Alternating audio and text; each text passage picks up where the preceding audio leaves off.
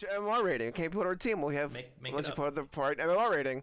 Make I mean, can we find screenshot it, scrub? Oh my god. Show me. Don't play with Show those me your people. MMR rating.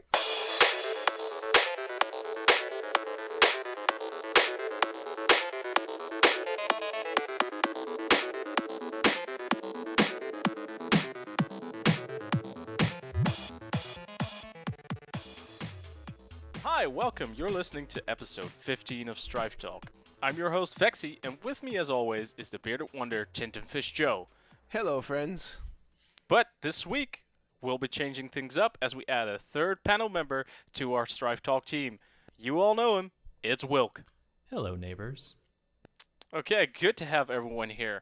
We've got a lot of stuff to talk about, but I think the one thing that really shook us up this week was, dawngate. I mean, we had everything planned out to do a set recording for Strife Talk, and all of a sudden today that news hits that EA is pulling the plug from dawngate. I don't know. To me, that kind of came as a shock. I mean, I wasn't too shocked about it, honestly.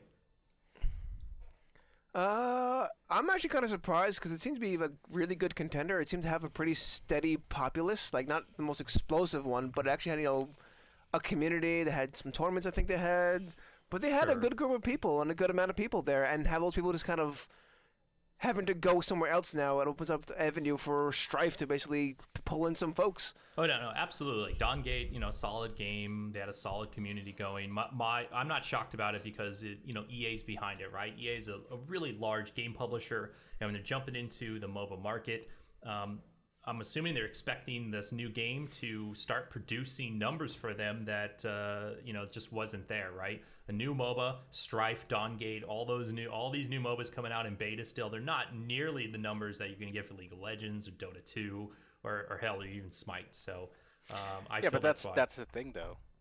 Yeah, that's the thing though, right? The end game potential. If your game grows as a MOBA, it can just be so it can be huge. I mean, the thing people said about League of Legends when it came out, when it was in beta stage, is like, oh, this is when people started raging at the fact that there was no denying that they took that out to change the meta, to change the level of play, and people were all like, oh, this game is just for all those people that can't do Dota, this game is never going to take off. And I mean, like, look at where it is now, right? The way they did that was by changing up a lot of those stale components that a MOBA was supposed to have, that people expected in a MOBA. They kind of like flipped things up, and that's much what dawngate tries. Not only that, it was also like free to play, and that was kind of like the really big deal breaker. I mean, the other two guys you had to buy, or it was really hard to get an invite. League of Legends, it was just absolutely free to play. You can get right in there, and it wasn't difficult like Dota, so it was a nice, simple alternative to people who actually enjoyed the genre. So. Yeah. It had a bit more going for it than, Sure, but you guys are missing one key aspect here. And League of Legends is developed by Riot, right? Which is a company basically born just for League of Legends. They're not a publisher of games in general. EA, on the other hand, they're basically a giant game publisher. So they have the resources. If a game is not meeting the numbers they want, that's what a beta is for. They're just going to cut it, and they're going to cut their losses. They're going to move on. They don't have any investment to say, well, hopefully this game takes off for us and we'll start making our money back. There's like, well, this is a sink for us now. Let's cut our losses and let's move on. That's the unfortunate part. So, when we see like a big publisher coming out with like a MOBA or any game in the space, like MMOs in the space, right? How often do we see large publishers come out with MMOs and they fail and they pull the plug and it's gone? Remember that piece of shit that Stardock released? The guys Demigod? that do that software. Yeah. Oh yeah, it was like the first retail MOBA, right? Oh, I played so much Demigod. What are you talking about? By the way, I looked up that game yesterday. It is still alive. Really? Yeah.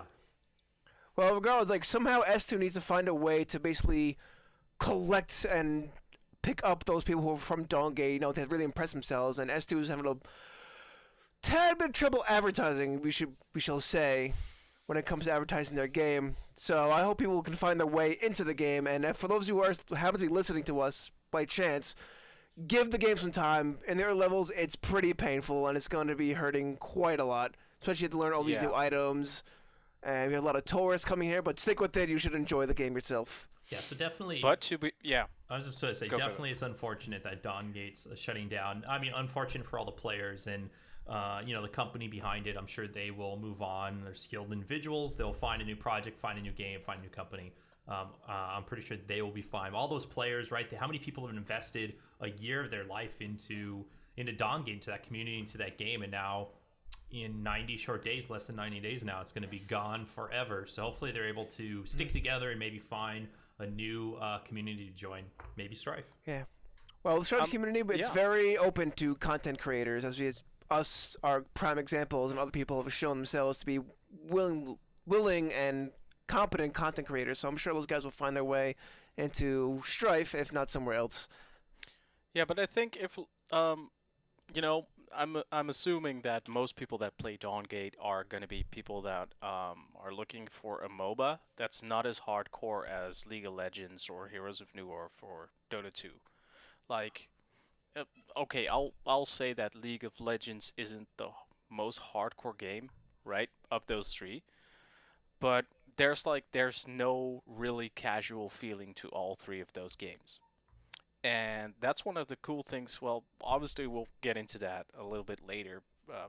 Obviously with the ranking being put on as default mode, the casual levels kind of significantly dropped. But before the rating in the got released in the last patch, right?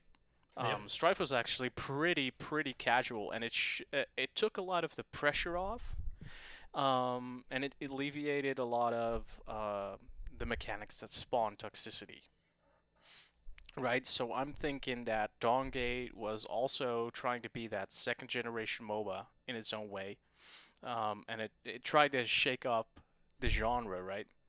And Strife does that to a lesser extent than Dawngate, but it still does a pretty good job in comparison to all the established MOBAs. No, absolutely. So yeah, Strife is probably gonna be their best shot at, finding a new MOBA to enjoy. Finding a niche to scratch that itch that they have for MOBAs. You know what the downfall of Dawngate kind of reminds me of?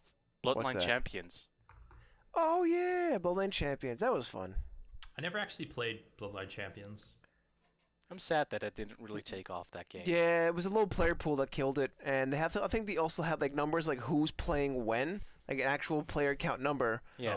So a lot of people go, oh, look at that low number. I'm not gonna queue because why would I? It's gonna take forever to find a game. Eventually, people just kept leaving shortly after that. I may be wrong on that, but I think that's why a lot of guys don't show player count online. So people ask you, how many players does Strife have? Nobody's gonna give you any number or anything solid. Yeah, if you're gonna show player counts, you better be confident that you got huge numbers to show it, right? Yeah, it's a numbers game. Yeah. Speaking of numbers, we had a new patch recently, patch 0.4.7. Yeah. And with it, we have 2 cute and cuddly pets. Are they cute and cuddly though? I mean, one's a squirrel. Well, I'm all about the squirrels. It's a Robo Squirrel. Yeah, but he's a Robo Squirrel, I don't so care. I don't think he classifies as cute and cuddly, to be honest. And the other one was what? A rhino? I like it. Oh, did you see the baby skin for the rhino? No. Oh man, this is the cutest. I think it's a okay. requirement So that's to be cute. That's cute and cuddly right there. Okay. All right. So yeah, I mean, what's obviously in this new patch, there are 2 new pets out there: Plunder and Tinker. We have the attack pet and the defense pet. And I've saw Strife going for is like they have a marketing campaign around there. We can see both of these pets like battling it out. They have a cool video about it. They have a competition going on for players, get them in and playing the game. So not only do we have new pets, but they are trying to market the new pets around the patch with the new content. So kudos to S2 for doing that. But we do have 2 new pets, and we haven't seen pets in a while. It's been a couple months since Fitz was added. And obviously we got some heroes after that, but I love seeing new pets because while a new hero is cool and all, a pet can be used with any hero. So whenever they add 1 new pet, it opens up possibilities for all the heroes, to change up the meta, change up the play style, see some new strats come out because of new pets and things like that. I always love seeing new pets come out. I also like the fact that people can actually use their seals now. Because Oh, people yeah. just Oh have yeah, like stacks of stockpiling seals. those seals. Yeah. As soon as those pets got released, I bought those 2 pets, and now I'm back to collecting seals because I still have a ton of them. So now you only have like half a Scrooge McDuck vault Yeah, basically. with seals. Yeah, but let's talk about these pets, right? Let's talk about Plunder, right? The attack pet or the Plunder, siege pet. the way I can see him being used is kind of like a pseudo split pusher. Like, your lanes are kind of even. Like, after the first tower goes down, let's say, and then you just kind of pop a Plunder down in that lane, it's going to push by itself because your guys are stronger and attack faster. So I can say that so you can split push a lane without having to actually be in that lane. I'm not sure how worth it's going to be, depending on your team comp and just in general the strategy itself. But that's one way I can see Plunder being used, or as an early game to kind of put more pressure towards the enemy. Yeah, I mean, you don't have to just use it for pushing a tower, right? You can actually just buff some creeps and let it push a wave a lot quicker if you need to. You can even use it kind of as a defensive measure that way. If you're getting your lane's getting pushed in, you can buff your next wave, and it can reset the lane for you if you need to. So it has some uses besides just like tower attacking towers. But let's talk. So Plunder, right? That's his active. You 5 friendly brawlers or creeps get a buff that like increases their attack speed and their hit points and a few things like that. Basically makes them attack better for 15 seconds. His other activatable passive is every 30 seconds you get 25 gold if you attack a structure or a hero. So that equates to 50 GPM a minute, which is not the worst thing in the world. And his passive is, was it 5 or 10 or 15% CC reduction? I don't remember the exact number, but it gives you some inherent CC reduction, which is also very nice. No, that's I'm Tinker. gonna say something. Plunder that has people won't passive like. magic armor. Tinker is the CC. Sorry, you're right. Damn it, Whilke. You are right. Yeah, so you get some magic armor out of it, which is even better actually. So some inherent magic armor. I guess the converse to Pincer. Instead of armor, you get magic armor. Yep. So what do you guys think of Plunder? But what I think about Plunder is I think people are actually going to use him to try and see if jungling is more viable right now. Do you think they're going to use Plunder for that, or are they going to use Tinker for that? I think they're gonna use. I think they're gonna use Plunder for that because the main concern has always been missing out on experience and missing out on gold, right? And also your laning mate had to be able to withstand that 1v2 disadvantage. So what I'm thinking is like around level 3, we won't start with people just jumping in the jungle at level 1, but like heroes like Hale jumping in the jungle at level 3 when they can do their full skill rotation. And then, while they're leaving for the jungle to get that quick creep clear, right? That quick neutral clear, buff the lane to kind of like alleviate that disadvantage. Sure, I'm thinking that's going to happen.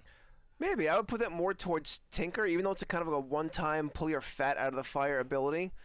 Maybe if you have that, so we can actually go in the jungle and farm there, while the partner is kind of safe under the warming embrace of Tinker's tower. I'm not entirely positive about to see it more as the game is played, or as I play more, other people play more.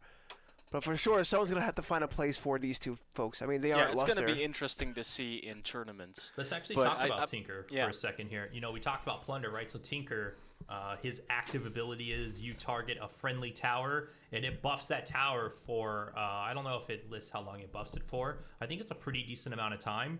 And basically that tower will destroy creeps like nobody's business. So if there's like a huge creep wave, or you got people coming up to attack your tower, you just buff that tower, and it's going to stop that push dead in its tracks. And I think that's a really cool ability. Then it has these passives, which gives you CC reduction. And what's his other passive? What's his activatable passive?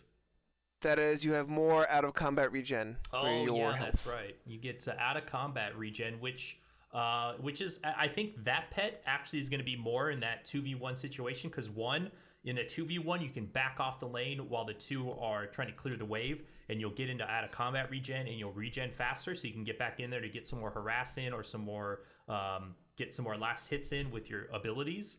Tinker lets you buff your tower to protect the tower longer, And the CC reduction, if you're a 2v1, you always have to be worried about getting locked down and killed. That might reduce it. So I think that really is going to be the 2v1 pet, and we maybe might see that deployed more. I'm not entirely positive because if you're 2v1, you're pretty much going to be pushed to your tower all the time because no wave can send up to 2 people clearing the wave constantly. Especially if people like Malady and Bastion, all those wave clearers. But I do see Tinkerer being used. It's because it has that improved OOC, so to speak. I can kind of see him being used as an alternate to a ganking pet as opposed to Fitz. Because you pop the Tinker, you let the tower push a little bit to kill those guys, and you kind of go to the next lane. And with more from Outcome regen, your guys are basically more, I guess, prepared for a gank. And if you get stunned or slowed, you have a reduced effect on that. So I can see him be used as a possible ganking pet, maybe. Yeah, maybe. I'm just very curious to see how if Tinker's actually going to be able to alleviate that feeling of like false protection that tower is granted, right? Because that's been a complaint for some players where they felt that the towers didn't give you enough protection. And I'm thinking this can alleviate some of that. I'm just not sure to which extent. The only problem, of course, is the cooldown on that active. I think it's like a 3-minute cooldown or something. It's a really high cooldown. Pretty significant. Yeah. So use it wisely. Yeah. So maybe, I don't know. We're definitely going to see it. I don't know if it's going to be effective or not. Not competitive players. So I think it's going to. We're going to have to wait and see how those guys utilize these 2 new pets with the hero pool and the current meta, and maybe some new meta changes, new strategy changes. Definitely be fun to watch, though. So I do look forward to that. I just want to point out one thing about Tinker, which I think is one major downside about picking that pet up. It's a defensive pet, right? And in Strife's a game of offense. If you're assuming you're going to be on the defense at the character select screen, you might have already lost the game. That's my only concern with that pet. Also, when Krydos is pushing a lane, the active on Tinker is not going to help you because Krydos disables towers. It doesn't matter what buff's on it. True that. Very valid point. And with pets, also brought with it new clothes. Tinder is now taking mushrooms, and Bastion is now a warrior, more so. Yes. That Tinder skin, what the fuck? She's a mushroom. Yeah, mushroom lady. She's the shrooms are on her. That's okay. I can dig it. Well, more costumes are always welcome, right? I can't even. I'm sorry, can. guys. I can't even. It's alright, it balances out. There's some other things in this patch. They nerfed Golden Protector, which is probably a good thing. That was a very good thing. But between that and Pincer, these guys were tough nuts to crack. They absolutely had to do that for Golden Protector. It was way too good. I'm just hoping that Golden Protector nerf is going to change the bottom lane meta and rotations up a bit. It's been getting very, very stale, especially with the Golden Protector rushes. So now that that's nerfed, I don't know if it's nerfed to the ground or if it's still compatible. Not to the or... ground. I mean, it only took 10 armor off. I mean, it's not humongous, but it might be enough so it's not like the first item purchased. Maybe. So it's going to be interesting to see where the item meta shifts, especially in the bottom lane, especially when you're going up against like Rook, where you just rush that Golden Protector. But also Rook got some nerfs as well, right? He got some early game nerfs. I don't know what that's actually going to do to Rook in the long run, if those nerfs really affect him or not. In the long run, probably not too much, because it's only his early game. He's still a late game monster, but his early game, people have to adjust how they play Rook just a bit, because they can't burst people down so easy. And he always had a humongous burst potential. Yeah, you don't like think ridiculous that, amount of burst potential. 3 now, you can't all in with Rook and get a kill in the bottom lane? Pretty much. Like, Rook can kind of set your clock to when you can go to kill mode with some heroes, but this puts that clock back a bit more, so it's a bit easier chance for heroes to kind of contend with Rook, so to speak. Yep, sure. And the other big nerf, it's kind of a big, but I'm not sure, is actually Moxie got changed, and Moxie hasn't been touched for a long, long time. He got a bigger, he got more speed boost. His boost actually lasts longer for a full extra second, which is, for him, is pretty significant. I think it's a good direction that Moxie is taking. I mean, Moxie's always been mobility oriented with like massive poking, kiting, right? I don't know if it's enough, I think though. like, yeah, that's Probably not, but I feel it's a step in the right direction for Moxie, because Moxie's been out of competition for the longest time. No one really picks him up anymore, unfortunately, and he's such a fluffy pink cat. I mean, it'd be cool if we start Moxie seeing just Moxie again. feels kind of underwhelming to me at this point. But because I just want to see spooky Moxie running around all the time. But I don't think even with those changes, I don't think it's going to be enough yet. But at least they've with those changes, they're telling us we understand Moxie needs some work, and they're working on it. Hopefully, these are not the last changes we see to Moxie. But you can't change a hero too much at one time in one patch. That can be negative as well. So you got to make like small changes each patch until you get it exactly where you want. So here's some changes. It does improve Moxie a little bit. I don't know if it's enough to make him competitive, but maybe we'll see some more changes coming in the future as well. That's right. Always do small changes unless your name is How Gokon. long has it been since we've seen like a Moxie pick? Since the A steady pick in the SPL. Oh, I don't know, a long time. I think Long time. I saw. Well, all right. So there was a match where Yeti Yacht Club was against Flex, and Ryzen took Moxie bottom lane, and was actually very effective in that game. But then when the mid game and late game showed up, it was like, Moxie, who cares that you're here? But he was effective in the early game. Yeah. All right. Well, I think it's something similar. Maybe they'll change like the numbers on like his Z Zap or his ball or whatnot. We'll see what they do in the future. And I think probably a logical next step would be to increase the duration you have to apply your Q stacks. Right? Oh, no. So Moxie's problem is that he has all the heroes that have come out since Moxie was in the game from the beginning is everybody has gap closers or escapes. It's Moxie used to be the high mobility hero, right? He used to be able to chase you down and just kill you. Yeah. Now Moxie can't do that because it's very difficult because everyone has how's a Moxie going to kill a harrower in any 1v1 situation? How is it ever possible for Moxie to kill a harrower? It's very difficult. Maybe they'll increase the amount, not just the duration of the speed boost, but the actual speed boost itself, so he actually moves a bit faster. Not entirely sure. Because it's just too easy to lock Moxie down and just run away from him and dodge his skill set. Right, you could dodge the lightning ball so easily, and then his zap. Sure, that hurts. You hit it once, and you just stay away from Moxie for a few seconds, and then you're back in. It doesn't matter. So, yeah, Moxie needs work. Absolutely. I remember back in the old days when Moxie's ball was like a third faster than it is right now. I think it traveled a bit longer too. Yep. And he was out of control. Yeah. And I guess the other big significant updates were two of them actually. Is actually Blazer and Featherstone. Blazer's ion cannon kind of got changed to basically be better, so to speak. We kind of saw this with Hail when back in the old days with Hail, all you put your points into is the show caliber because it was just too good not to do it. Yep. And they kind of shifted away from that by kind of nerfing that and increasing his Q and W to be more enticing to anybody. So I guess we're kind of seeing the same thing with Blazer now. So maybe you always choose Overcharge as like the go-to skill. Yeah, I mean, everyone was basically doing like one skill build on Blazer, and I guess they weren't happy with that, so they're trying to balance the hero out between ADC and like attack power. So I don't know. I don't really play Blazer that much, so I don't know if the change was that significant or not. I do know a lot of players don't like the mechanics for Q. Yeah.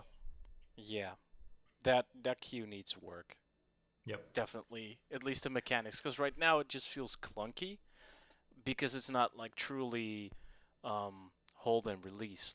Now, I kind of have a league slant on Strife, but like all those league heroes like Varus and stuff where your charging abilities have release and hold, and it makes it feel fluid to use your ability, and with Blazer it just feels clunky. Not just that, it's Mega Man. She has a Mega Man skin. With Mega Man, you hold the button, he charges a shot, he makes the players a noise, and he fires a shot.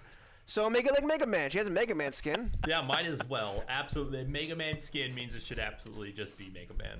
Yeah. I agree with you guys, make it make it your command mission to make that a Q charge. Yeah, I think the Q is a little clunky if it was released. They do. It's called. They do have a Mega Man minigame. It's called Picking Blazer. Now, but is there any hero in Han that does a release and hold ability? And, obviously Strife is based off of the S2's engine, which comes from Han. I don't know. Maybe no one plays Han. It's dead. Don't you know? Nobody plays Han, but maybe they don't have that mechanic in the technology in the client to do like release and hold abilities yet. So, but it'd be cool if they changed it to that. I agree. Yeah, Maybe. true. So what was definitely though missing in this patch was any change to MMR or PvP rating, right? So they announced. Yeah. They did announce a little while ago that they're going to be doing something to change, not hide, but change what they display. So maybe they're going to fuzzy it up a bit or show it differently, so it's not as detailed. So whenever you lose a game, you get very depressed. But yeah, so there's definitely no change to the PvP rating at the moment. Yeah, that makes me sad. That makes me very, very sad. It does. I'm sitting at 1822 MMR rating, and I just don't want to tarnish because I know it's like you win 5 games, it's like plus 3 points, and you lose a game, it's like minus 24. You guys are screwed. Enjoy, chump. Why, thank you very much. Now, Good sir. I'm in the opposite camp, by the way. I honestly do not care about that PvP rating, but I come from Han. And I come from back in the day in Han where we used to have PSR before they had matchmaking. We just had public, public something rating, and yeah, Public something rating. Yeah, I like that term. You don't care. It's not ranked mode. I know a lot of people like they see a number and they see it go up and down. They get invested in it. Me personally, I don't care. It's like unranked matchmaking, and with the current matchmaking system that we're dealing with, which is not the best matching system, it's like, all right, who cares? You're gonna lose 5 games in a row and lose 100 points. I know, but there's still something devaluing. No, let me level with you for a second. That is exactly why I care. Because you lost I 5 don't games? personally, I don't care much for ranked because ranked is at the lower levels where I'm in. That's definitely a toxic cesspool where all the guys are saying, "Look at me, mommy! Look how much weight I can lift!" Right? Mm-hmm. But here's why I care. Here's why I care tremendously, and why I get as ragey as in my Dota 1 days. You now have a number to measure how much worse of matchups you're gonna get, right? Like I wanna climb to a number where I can play with my peers and have a good game. And why I'm getting so frustrated is because normally I try out new heroes, I'd lose a lot, I'd just be, casual, having fun. I didn't care about my win rate. Which is at 51%. So I win more than I lose. Yep. But like you don't see the effect of how much worse of matchups you're gonna get by losing, and it's very when the rating system first came out, it was lower than I wanted it to be, and I was all like, okay, try hard mode for a week, no playing with my scrubby friends, just gonna get back on my level, and I win like 2 games in a row, right? I go like, okay, +6, Sure. not so high. It's gonna take me some work. Well, Lose 1 game. First game I lost, I had 2 levers on my team, so it was 3v5. I lost the game, -21. I'm like, what the? Yeah, but look, my advice: just go back and play with your scrubby friends. Have some fun. Who cares? Ignore that number. you can't have fun with the scrubs. Go back to doing. Listen, go back to doing. My big issue for all these numbers is kind of S2's stance. Is originally like, we're not going to show any stats because that only leads to toxicity. And this is kind of already showing a stat where, people ask, what's your MMR rating? Okay, people on our team. Well, we have, Make unless it you're up. part of the part, MMR rating. Make I think you can find screenshot it, scrub. Oh my god! Show Well, me, don't play with show those me your people. MMR rating. Also, its numbers going down, and that makes no one feel. What if I went to your house, Whilke, and it put a number on your wall, and then said, Whilke, crossed out like the number 1,000, put 750. You'd feel bad, even though it meant nothing. I would feel bad if you're writing I'm on gonna my email wall. your numbers now, and each time it's gonna be lower, and see how you feel throughout the day. Write on my walls, Joe. That's what I want to They're know. not my walls. It's your walls. That's what neighbors do. You said you were a neighbor. That's what happens. We are neighbors, and neighbors do not write on each other's walls. Just want to point this out. But I think people just should go back and do what they were doing in Strife before they saw this number. That was always there, by the way. It's not a new system. This plus and minus and this number, it's always been there. Absolutely, but I still think save the numbers for ranked and leave no numbers for non-ranked. It destroys casual mode. Let's level here. Let's be honest. Let's keep it real. It destroys families. Vexxie. Let's not beat around the bush here. They threw all the people that were begging for ranked a slice and essentially made ranked the default mode. And yes, the number's always been there, but now it's there in your face.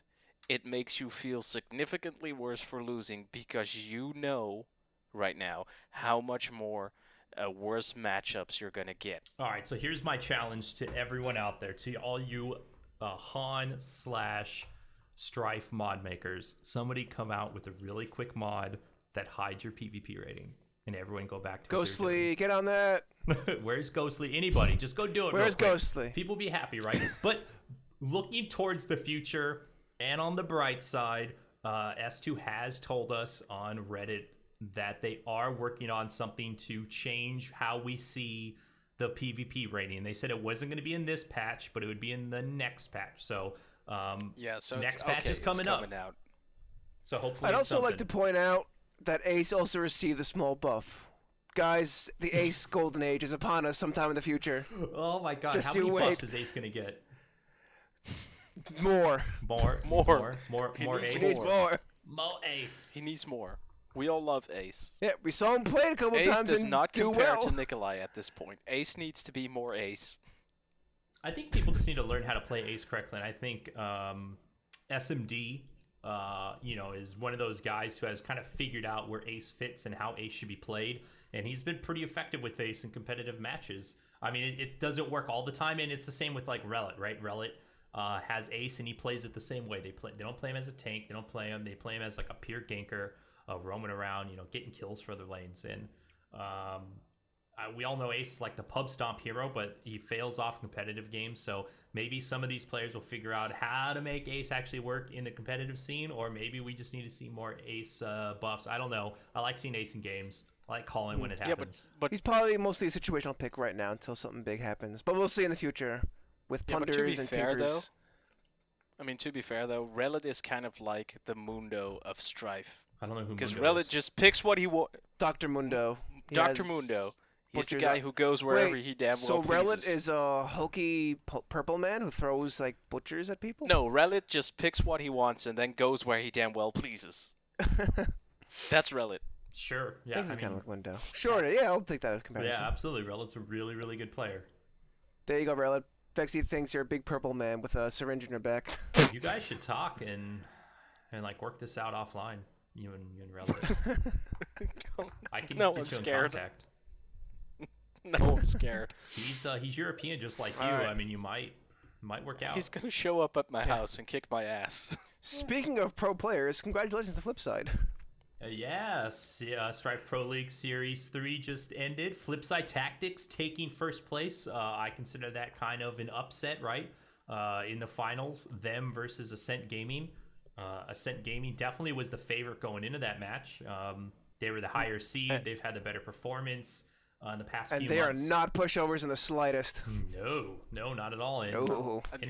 I love the fact that it's like this rise of Flipside, where they started out as like this, disbanded Reason Gaming, and then suddenly start as a new org and really start making a name for themselves. And right now they're like on top of the game, which was really cool because we had the Battle of Champions. I mean, like SG was a force to be reckoned with, and like probably next in line was Flipside, and it was so cool to see those guys dish it out. Yeah. Now the question is was that a fluke or is Flipside Tactics? I don't think it's a fluke at all. I mean, Ascent Gaming kind of made mistakes in the game that Flipside capitalized on, but I don't think it was a fluke at all. I mean, these guys are both really great players. They practiced hard. Thatchy drinks a lot because we saw in his video, so he's very. Oh God, yes. the house tour. But no, I don't think it was a fluke at all. Basically, it came down to anybody could have won, but some guys made better decisions. I don't know. There's a lot of X factors in this genre, so I can't really say it was because one guy played bad or played good. Well, it was a whole thing. It wasn't a fluke. Flipside's got the crown right now. I guess it's up to them to defend it, in their next outing with Ascent Gaming, which will probably be in SCS or Flaming Cow or whatever else is coming up.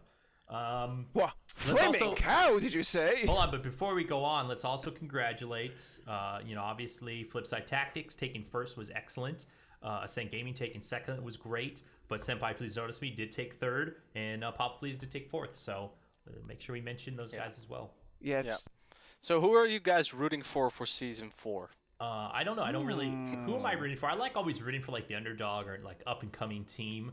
I'm rooting for the EU scene actually because I just want to see some more EU teams form, actually stay together for more than a month. Yes. And get strong that way. I mean, we have Flipside Tactics. They're a good EU team. They've been around a while. But that's kind of it. That's like our one EU team. I think Papa Please and new team or something like that might be doing a little bit of a merge, and maybe we'll get like a solid team out of those guys. But I want to see some more like solid EU teams. That's what I'm rooting for. I echo those thoughts. Yeah, that's that's exactly my feelings as well.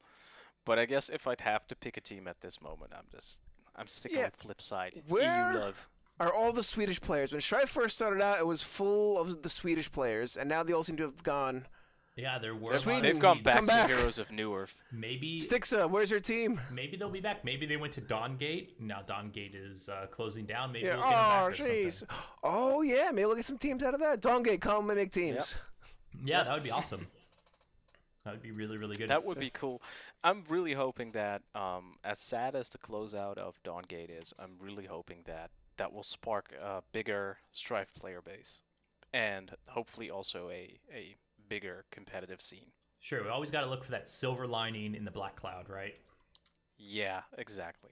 And that's what we're hoping for. What about ranked? I mean, ranked. We were talking about MMR, right? It's basically like the unranked ranked because they're showing that PvP rating now. Do you think S2 is going to release ranked before the end of this year or not the end of this year? Obviously, it's all about a numbers game. They need enough numbers to support it. But are they getting those numbers to make that happen? I have no idea. I mean, there are a lot of guys who complain about advertising on that. Like, we don't see, and like some of the ads they put out aren't like, artistically friendly, we'll say. So I can't really say. Apparently, I mean, S2 has said that they've had something big planned. Like, they have, like, it's big coming away. I don't know what this big thing is or what they think is big.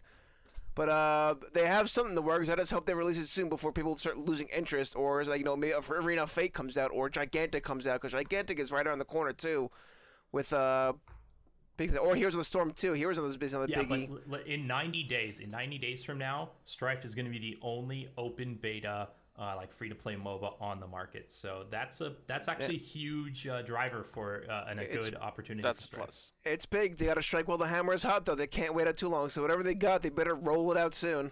Yep. Well, I think for us as players, a good way to measure when ranked is coming out is by matchmaking. Because bear with me here, the number one argument we've seen for not releasing ranked is we don't have the numbers yet to split our player base into these two camps.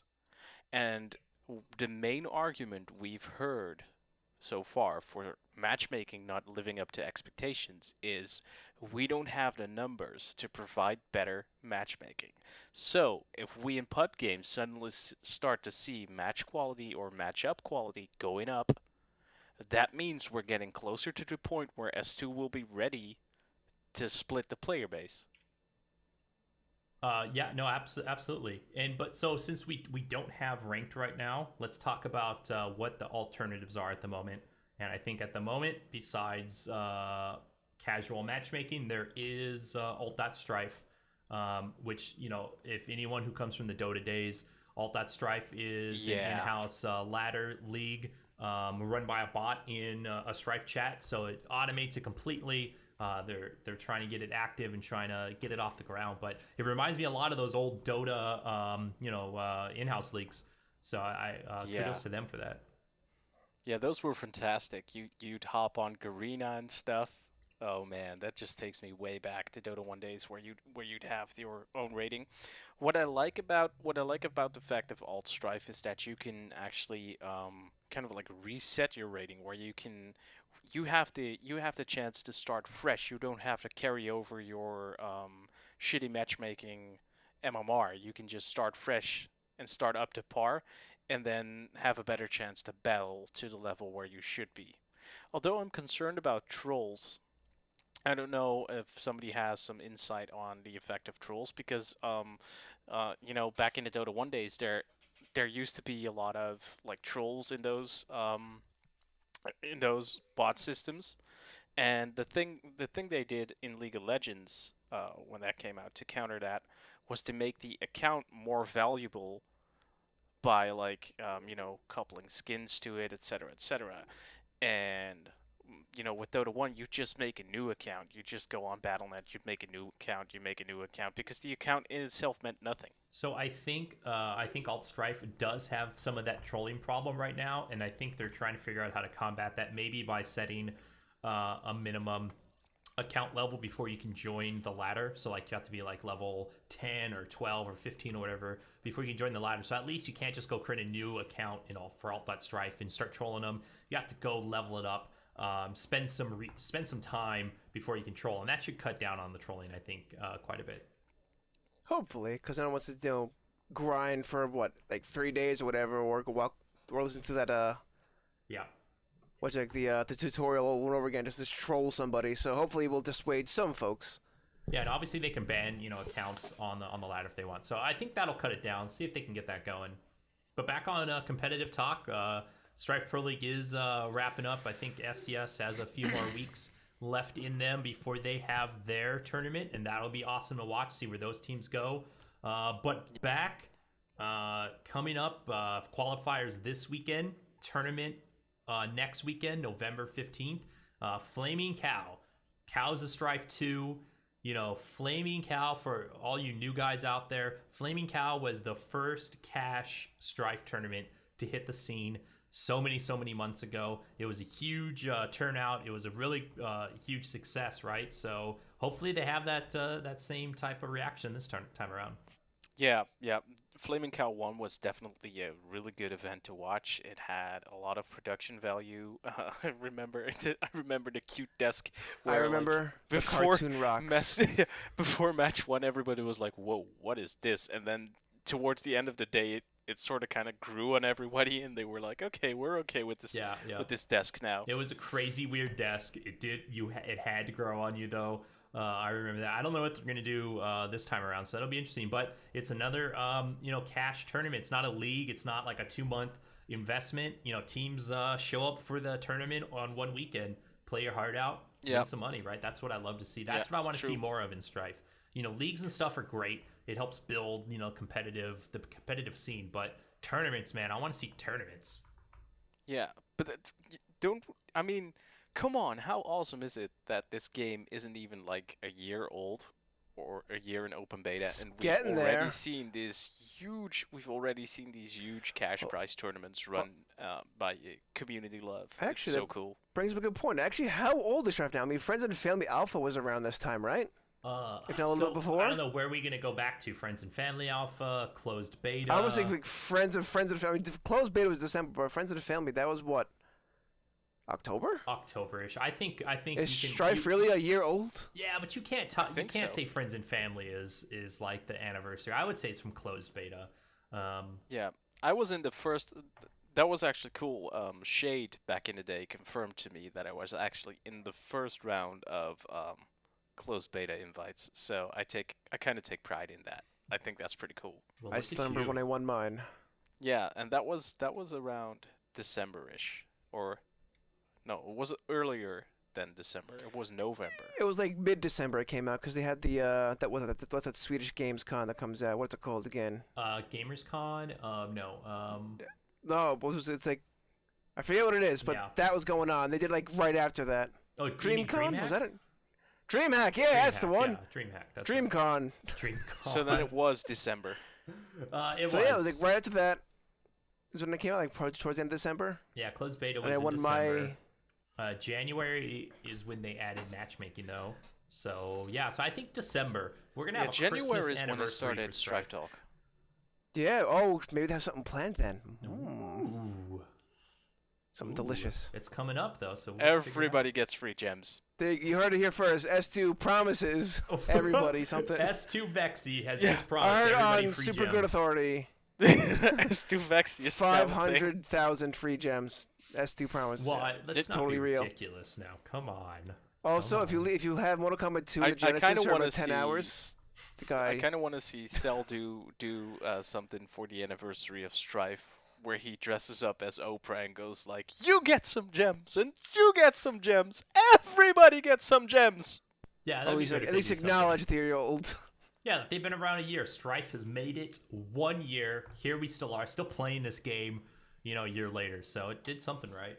The cool thing is that the people that stick around for Strife are actually pretty cool dudes and are actually they know how to take a chill pill, which I think is good for the direction of Strife.